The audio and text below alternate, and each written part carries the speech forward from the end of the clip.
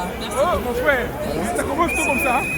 C'est bien, ça, un petit Et pied. maintenant, Ça commence tout. nous devons mettre notre main ensemble pour applaudir pour une personne vraiment importante que sans elle, on ne pourra pas être ici. Donc, welcome to the podium, our only and one, Mrs. Capto.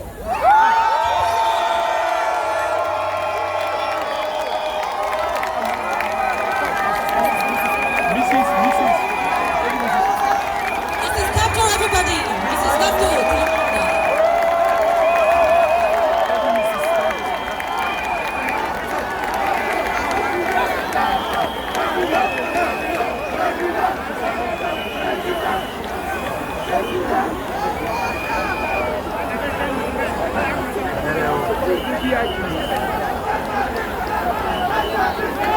Merci, merci, vous êtes très charmante. Merci. Thank you very much, you're far too kind. So the moment of truth,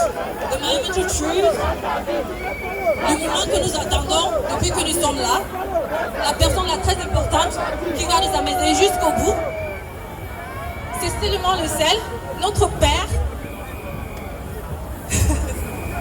notre président élu,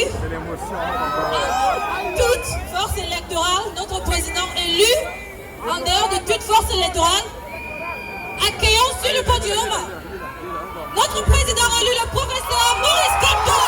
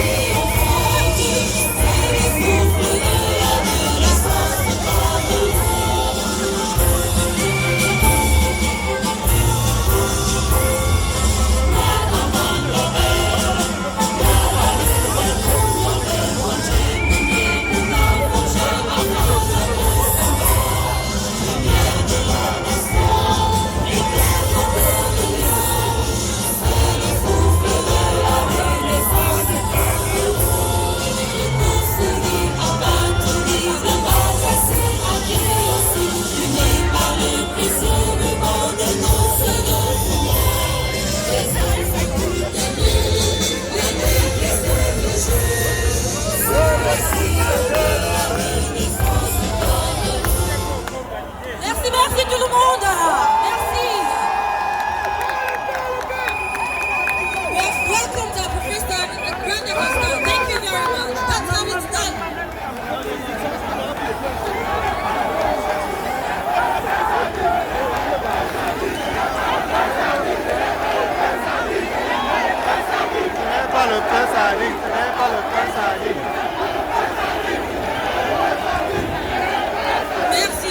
Merci beaucoup tout le monde.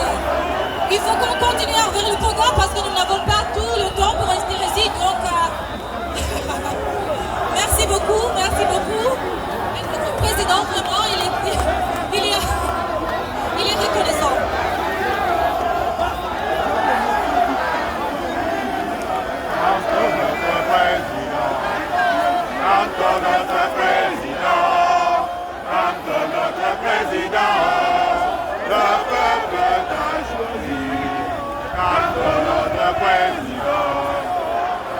Merci tout le monde, s'il vous plaît, si vous permettez, if I may have your permission, please.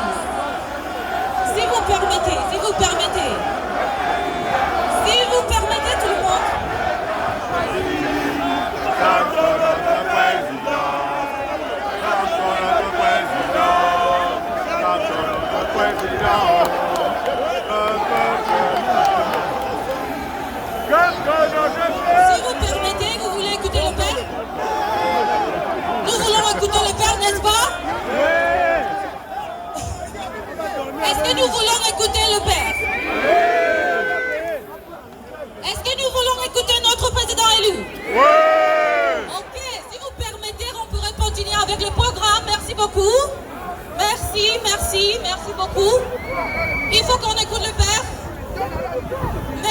beaucoup, merci beaucoup. Mais si vous permettez, le président parler, le programme doit continuer, s'il vous plaît. S'il vous plaît, merci beaucoup. Si vous permettez, est-ce qu'on pourrait laisser la parole à le père? S'il vous plaît, s'il vous plaît. S'il faut la parole, on se tait.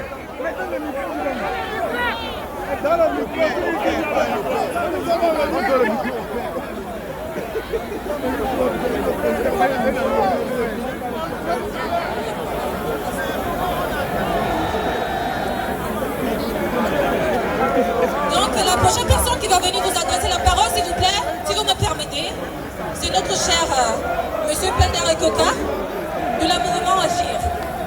Mr. Pender Koka from ACT. Please, let's welcome Mr. Pender Koka. Thank you very much.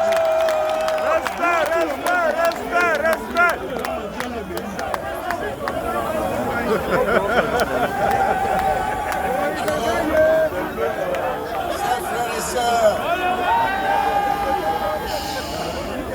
nous vous avions dit qu'on ne lèguera pas à nos enfants et à vos petits-enfants les combats de notre temps. On vous a dit, Maurice et moi, nous vous avons dit qu'on ne lèguera pas à nos enfants et à nos petits-enfants les combats de notre temps. Si on vous demande qu'est-ce que Kamto et Pender Koka vous apportent, répondez-leur, ils nous ont appris à être debout. Ils nous ont appris à être dignes. Ils nous ont appris à être courageux. Ils nous ont appris à ne pas être comme des reptiles. Ils nous ont appris à être solidaires. Ils nous ont appris à être fiers d'être Camerounais. C'est cela, parce que ils nous ont appris à être dignes. Pourquoi? Parce que c'est des hommes dignes et les femmes dignes sont capables de réaliser de grandes choses. Ils nous ont appris à être libres, parce que seuls des hommes libres et des femmes libres sont capables de se développer. Ils nous ont appris à être courageux, à ne plus avoir peur. N'ayez pas peur. Parce que sans là, on ne peut rien faire de grand. La peur au ventre. La peur est dans l'autre camp. Ils nous ont appris à être Camerounais. Pas à être Sawa, à être Béti, à être Bamileke, à être Mundang, à être Peul, à être... On est Camerounais. Que vous soyez à Samelima, que vous soyez en Simalen, que vous soyez à Ebolova, que vous soyez en Kolfon, que vous soyez à Bafoussam, que vous soyez à Maroua, que vous soyez à Garoua, que vous soyez à Tiang, que vous soyez à Douala, en Konsamba, que vous soyez à Bamenda, que vous soyez à Kumba, que vous soyez à Oum. Si un enfant meurt dans un coin du Cameroun, sachez que c'est une partie de vous-même qui s'en va. C'est ce que Maurice Kamto vous donne comme message et vous transforme par rapport à cela. Si un être humain, si un Camerounais meurt quelque part au Cameroun, que c'est Boko Haram qui l'a tué, qu'il meurt quelque part, ne vous demandez pas pour qui sonne le glas, il sonne pour vous. C'est vous-même qui mourrez. Donc c'est fini l'histoire de telle et de telle tribu, telle et de telle autre tribu. Nous sommes tous Camerounais et nous devons être fiers de l'être. Mes chers amis, de tels instants sont rares dans l'histoire d'un peuple. Ce jour du 1er février 2020, le destin vous donne rendez-vous. Le destin vous donne rendez-vous. Ce jour, retenez-le, du 1er février 2020. De tels instants sont rares dans l'histoire d'un peuple. Un vent nouveau souffle au Cameroun. Un vent de liberté, un vent de fierté, un vent de dignité. Ce vent a pris un visage, ce vent a pris un esprit, et le visage est là. Il va s'adresser à vous. Il va s'adresser à vous dans les minutes qui suivent.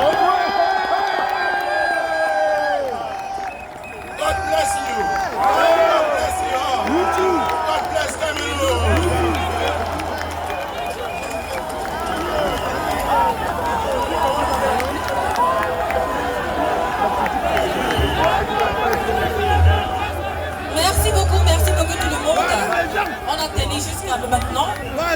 We've been standing here up till now, and so we have a gift. On a vraiment un don pour vous libérer. Vous savez que c'est le moment, non? Nous savons que c'est le moment, non? C'est le moment.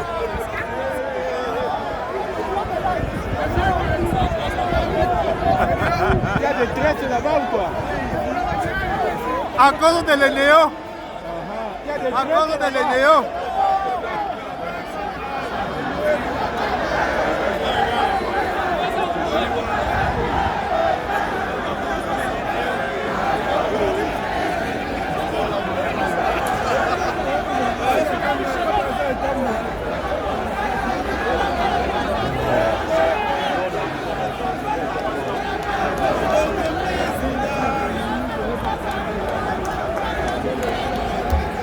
Merci beaucoup. Donc c'est le moment que nous sommes là. Accueillons notre père au podium, le professeur, notre président élu, le professeur Maurice Kamto.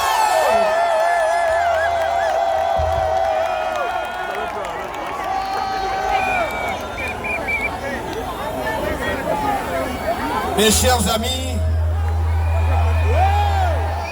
mes chers frères et sœurs, chers compatriotes, chers frères africains, l'histoire de notre pays, l'histoire de notre continent est en train de prendre une tournure nouvelle. Et ce qui se passe à Paris aujourd'hui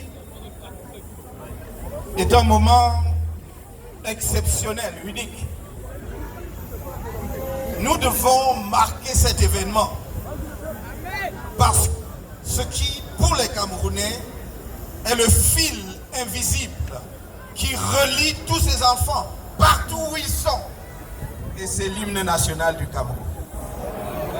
Alors nous allons l'entonner plus fort que jamais au cœur de Paris.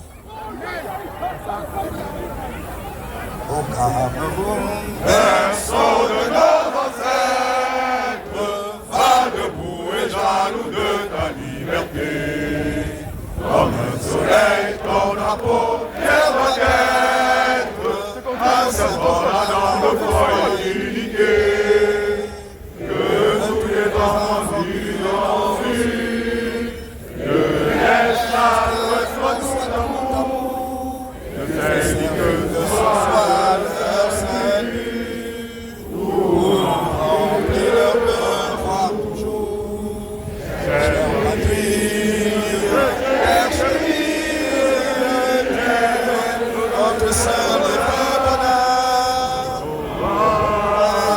et notre vie, à toi l'amour et le grand honneur.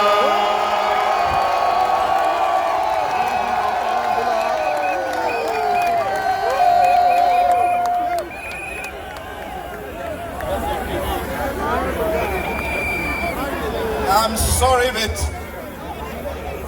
I'm not sure many of us know how to sing the national anthem in English. But I would like each of you to take the commitment that next time we'll sing our national anthem both in French and English. Yes! Yes! Yes, we will do! Je voudrais maintenant adresser mes plus chaleureux remerciements. D'abord aux autorités de ce pays, la France, qui nous permet de nous réunir ici, d'organiser une manifestation publique que nous ne pouvons pas organiser chez nous.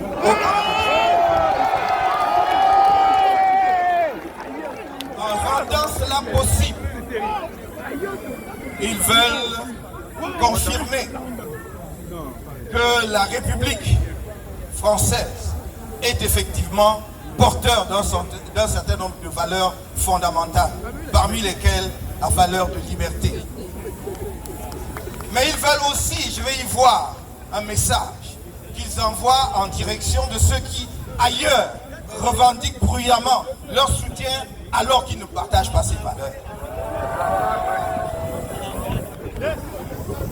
Il faut que l'on comprenne une fois pour toutes que la République, c'est un ensemble de valeurs partagées. Et ce sont des valeurs de liberté, mais également des valeurs d'humanisme profond, du respect de l'autre. En chaque être humain, j'ai l'image de moi-même. Je dois assumer mon humanité dans le respect de l'autre. Et si l'on a cette conception, on ne peut pas brutaliser, fracasser, tuer des Camerounais, les asphyxier au gaz lacrymogène, comme les images que nous avons vues encore ce jour, dramatiques, ou des enseignants qui manifestaient pacifiquement dans leur droit par rapport à un de leurs camarades qui a été sauvagement assassiné par un élève, ont été brutalisés. Ceux qui détournent la puissance publique au service de causes inavouables sont impardonnables. Et cela ne peut pas continuer. Mais je trouve ici l'occasion de vous dire et d'insister pour vous dire, ne considérez jamais que la tragédie qui frappe le voisin ne vous concerne pas. Cela vous concerne.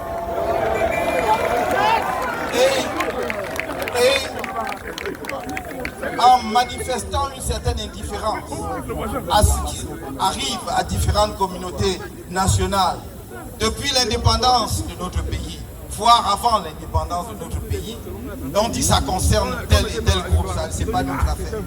Non, c'est votre affaire parce que votre tour viendra. Parce que la dictature est impitoyable.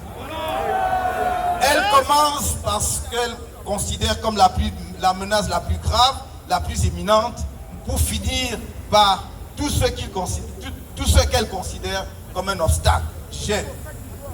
Et donc, je voudrais, une fois de plus, remercier les autorités de ce pays de nous avoir permis de nous réunir à cette place, chargée d'histoire et de symboles. La République, l'on nous a transmise peut-être un peu trop rapidement sans que nous en comprenions le sens, en 1960, est une longue aventure parce qu'elle commence dans ce pays, la France, après la révolution de 1789, avec la première république en 1793, qui ne fonctionnera jamais, hélas, parce qu'effectivement la période révolutionnaire rend cela impossible. Mais la République est une quête permanente, est une quête pour laquelle il y a eu beaucoup de sacrifices. Nous devons être prêts à payer le prix le plus fort pour notre liberté.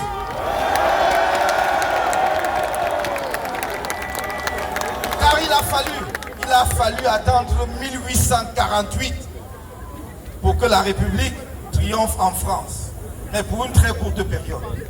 Parce que très rapidement, quelqu'un qui a été élu, écoutez-moi, quelqu'un qui a été élu a transformé la République en monarchie, en empire.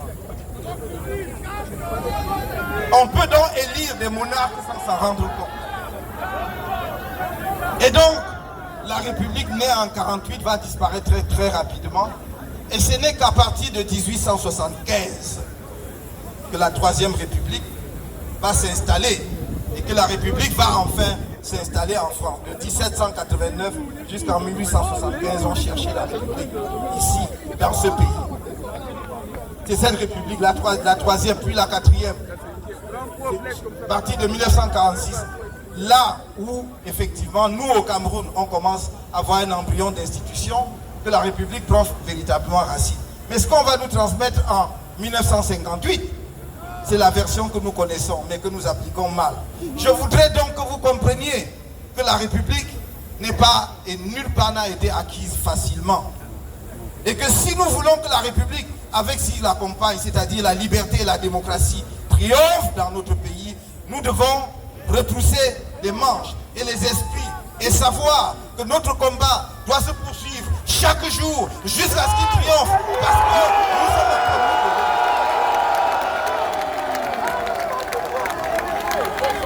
mais je suis venu, nous sommes venus en France à un rendez-vous que nous avions pris au lendemain de l'élection présidentielle du 7 octobre 2018. Nous entendions alors venir vous remercier du fond du cœur pour l'engagement patriotique dont vous avez fait preuve pendant la campagne électorale. Beaucoup n'y croyaient pas et je les comprends. Beaucoup sortaient d'une période de déception par rapport à la politique camerounaise. Mais nous nous sommes fait un devoir de prouver qu'il y avait dans notre pays, parmi les 30 millions que nous comptons aujourd'hui, des gens qui ont un engagement authentique et sincère pour leur peuple et pour la transformation de leur pays. C'est ce que nous avons essayé de faire en octobre 2018. Et je crois que vous avez entendu le message. Nous voulions alors venir vous en remercier. Vous savez ce qui s'est passé par la suite, j'y reviendrai brièvement tout à l'heure. Mais je manquerais à quelque chose d'extrêmement important si je ne revenais pas sur quelques événements de cette année 2018. Deux événements, peut-être pas du même ordre, mais deux événements. D'une part, la campagne électorale en vue de l'élection présidentielle, et d'autre part, la montée de la division et de la haine ethnique dans notre pays. On a atteint le paroxysme au cours de cette période. Nous devons en faire une histoire effacée à jamais. L'ethnisme, le tribalisme dans notre pays. Mais à l'occasion de l'élection présidentielle du 7 octobre, nous avons gagné cette élection. Nous l'avons gagné dans les yeux. On a voulu vous raconter des sornettes. On a voulu vous dire comment se peut-il qu'à 48 heures, il ait pu savoir les résultats. Mais justement parce que eux, ils étaient dans le dispositif avec lequel ils fonctionnaient depuis 1960. Nous avions pris des dispositions pour que dès la clôture des bureaux de vote, nous ayons les résultats de chaque bureau de vote. Et nous les avions au moment où nous avons donné les résultats.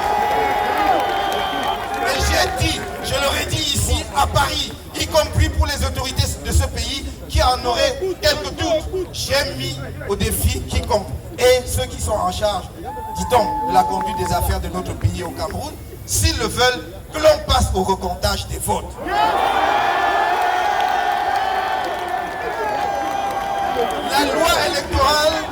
La loi électorale dit que ce sont les procès-verbaux de Elekam font foi. Mais c'est Elekam qui est là et Elekam a tous les procès-verbaux. Ils nous ont demandé, montrez-nous vos procès-verbaux. Bien que cela ne fasse pas foi, j'ai dit, si vous convoquez une commission de recomptage des votes, je vous apporte nos procès-verbaux. Qu'ils créent la commission de recomptage. On croise les procès-verbaux avec les listes d'émarchement. Si celui qu'on a proclamé vainqueur est effectivement vainqueur, j'irai m'incliner devant lui. Mais si, comme je crois, comme j'en suis convaincu, c'est moi qui suis le vainqueur, il faut qu'il ait l'élégance de passer le pouvoir. Voilà le message. Je dis ici ce que j'ai dit ailleurs.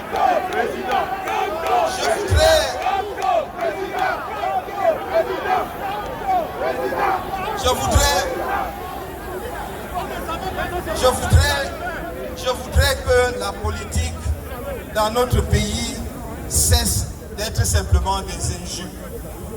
Nous avons devant nous des défis colossaux parce que nous faisons face à des crises multiples. Ce ne sont pas des crises habituelles. Parce qu'il y a la vie de milliers de Camerounais qui est en jeu.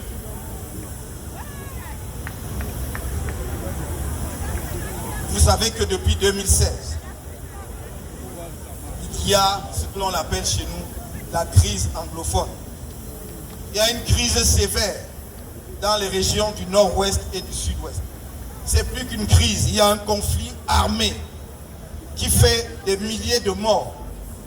Suivant les sources, entre 3 000 morts et 12 000 morts à ce jour. Suivant les sources, entre 800 000 ou 400 000 et 800 000, voire 1 million de déplacés internes. Entre 35 000 et 40 000 réfugiés au Nigeria. 3 années de scolarité perdues. L'économie totalement à l'arrêt. C'est le gouvernement qui lui-même a déclaré les régions du nord-ouest et du sud-ouest fiscalement sinistrées.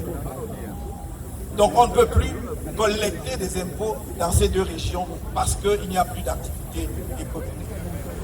Lorsqu'un pays est confronté à une crise d'une telle profondeur, on ne passe pas le temps à ergoter et à chercher les explications et les raisons ailleurs. Chercher des boucs émissaires ne réglera jamais les crises auxquelles nous sommes confrontés.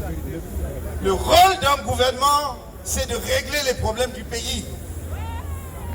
Le rôle d'un gouvernement, ce n'est pas de pourchasser et de vous condamner, pour un grand nombre d'entre vous, à rester en exil à l'étranger parce que vous avez peur de rentrer chez vous. Le rôle d'un gouvernement, c'est d'ouvrir grand ses bras pour accueillir ses compatriotes.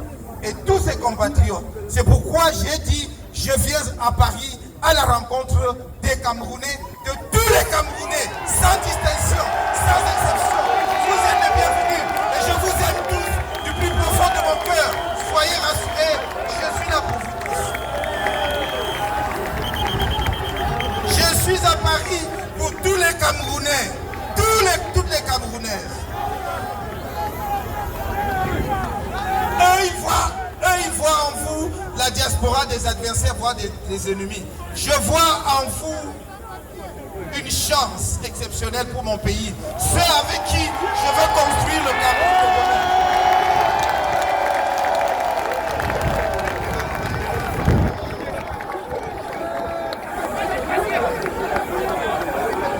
Il m'arrive parfois de me poser sérieusement la question, qui sont ceux qui dirigent mon pays aujourd'hui? Comment peut-on diriger un pays et être habité par autant de haine? Vraiment. Je ne peux pas comprendre, c'est quelque chose qui me dépasse. Il y a donc nécessité pour nous, c'est une urgence nationale de mettre un terme à ceux qui nous conduisent droit dans le gouffre. J'ai dit, j'aime chaque Camerounais individuellement. Je n'ai pas besoin qu'il m'aime, mais moi je n'ai pas besoin de son autorisation pour l'aimer. Je vous aime tous. Nous aussi on t'aime, nous aussi on t'aime. Madinois. Ceux qui m'insultent à longueur de journée peuvent y aller de plus belle, mais mes bras resteront ouverts.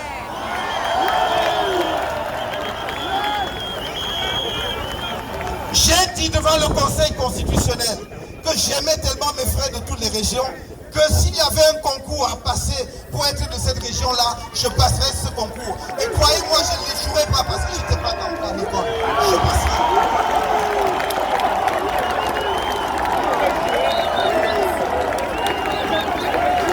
Et si les Camerounais du plus profond de notre pays ont compris cela et que des gens qui sont ministres de la République ne l'ont pas compris, alors je suis inquiet, encore plus inquiet sur l'état du gouvernement de la République.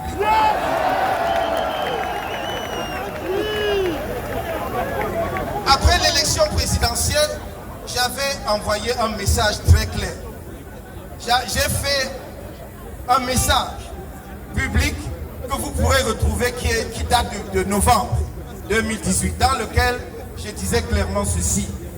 Si le gouvernement de la République camerounaise n'a pas pris des mesures significatives pour régler définitivement la crise anglophone, si la question du hold-up électoral et notamment la réforme du système électoral n'a pas eu lieu, si le pillage des fonds publics qui nous a valu justement le retrait de l'organisation de la CAN 2019 n'est pas adressé, alors le mouvement pour la renaissance du Cameroun organisera ou appellera les Camerounais à marcher en mi-janvier 2019. I said it because my commitment to the settlement of the so-called Anglophone crisis. Yes. I took the commitment. Do you understand me? I took the commitment during the presidential election that should Cameroonians honor me by voting me as the next president of our country, my first visit will be in the English-speaking part of Cameroon, because my commitment is to resolve that. And I'm quite sure that if we put our heads together, if we put our hearts together, then we'll come out with the genuine solution to that problem. And we made several proposals. Even when we were jailed, we still made some proposals for the settlement of that crisis. But nobody will listen to us because they don't care, they are not interested by the fate of the Cameroonians. I understand you, But President. I take the commitment before you today, as I did it in Cameroon, that we will be relentless in searching the appropriate solution to that crisis. And hopefully, by the grace of the Lord, in the coming months or years, we will solve that problem. We took the decision. Je vais vous expliquer la raison pour laquelle nous avons